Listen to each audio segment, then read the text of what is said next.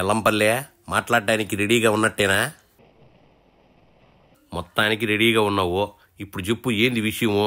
ఎందుకంటే కనీసం తక్షణ చర్యలు కూడా దాదాపు 2 రోజుల నుంచి జరుగుతుంటే ఈరోజు మంత్రి నారాయణ గారు, నారా లోకేష్ గారు ఈరోజు రివ్యూలు పెట్టడం, ఫీల్డ్లోకి వెళ్ళడం, ఏంటి అసలుకి ఏమైపోతుంది అసలుకి?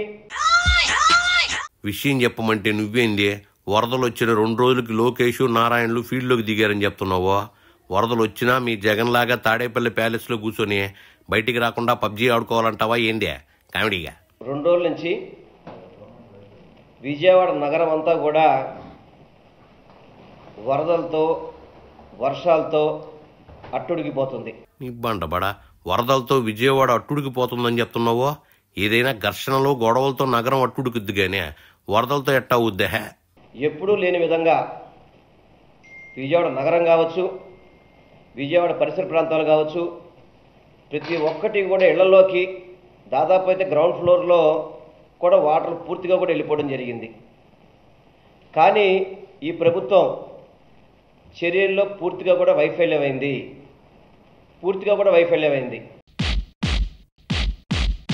వరద ప్రాంతాల్లో బాబే స్వయంగా పర్యటిస్తుంటే నువ్వేంది సర్కారు వైఫల్యం చెందిందని ఏదో నోటికొచ్చినట్టు చెప్పేస్తున్నావు? చెప్పడానికి ఆర్భాటాలుగా మాట్లాడతారు తప్ప సునామీలను ఆపాయని చెప్పిన చరిత్ర ఉంది చంద్రబాబు నాయుడు గారికి. కానీ చిన్నపాటి వర్షం వస్తే దాన్ని కంట్రోల్ చేసే పరిస్థితి కానీ, అక్కడున్న ప్రజానికాన్ని అప్రమత్తం చేసే పరిస్థితి కానీ ఈ కూటమి ప్రభుత్వానికి లేదు. సునామీలను ఆపానని బాబు ఎక్కడ చెప్పాడు చెప్పు?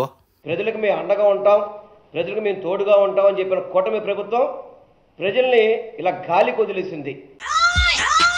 ప్రజల్ని గాలికి వదిలేసే ఇవాళ ప్రతిపక్షంలో కూర్చుంది ఎవరో అందరికీ తెలుసులే ఎల్లంపల్లె.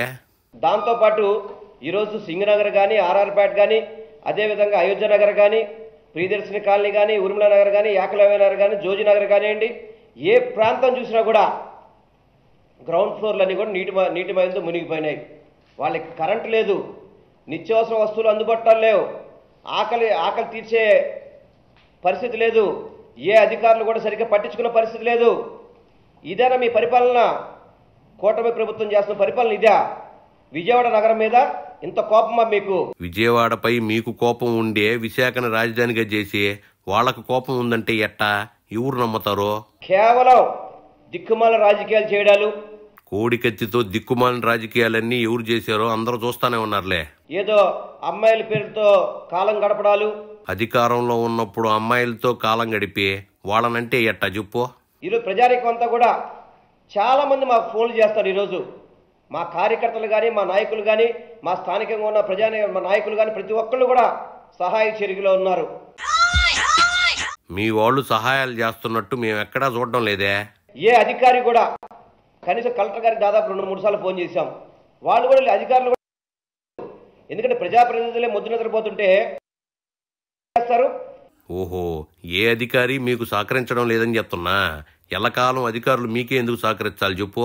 కానీ ఈరోజు మీరు పరిపాలన చేతకాక చిత్తుగా ఓడింది ఎవరో అందరికీ తెలుసులే ఎల్లంపల్లె. ఎక్కడ సుజనా చౌదరి గారు, పశ్చిమ నియోజకవర్గానికి సంబంధించిన వ్యక్తి ఎక్కడున్నారు?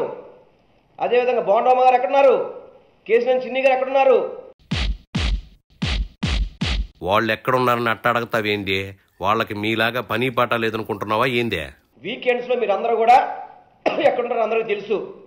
వీకెండ్స్ రాగానే ఎవరికి వాళ్ళు పర్సనల్ జీవితానికి వెళ్ళిపోతారు. బాబు పవన్ కళ్యాణ్లో హైదరాబాద్ వెళ్లకుండా ఇక్కడే ఉంటుంటే నువ్వేంది ఇట్ట మాట్లాడుతున్నావు? ఏమంటే డిప్యూటీ సీఎం తాలూకా గారు, మీరు మాట్లాడితే డిప్యూటీ సీఎం తాలూకా అని చెప్పుకుంటారు కదా, ఏరి మీ తాలూకా వాళ్ళు ఎక్కడ?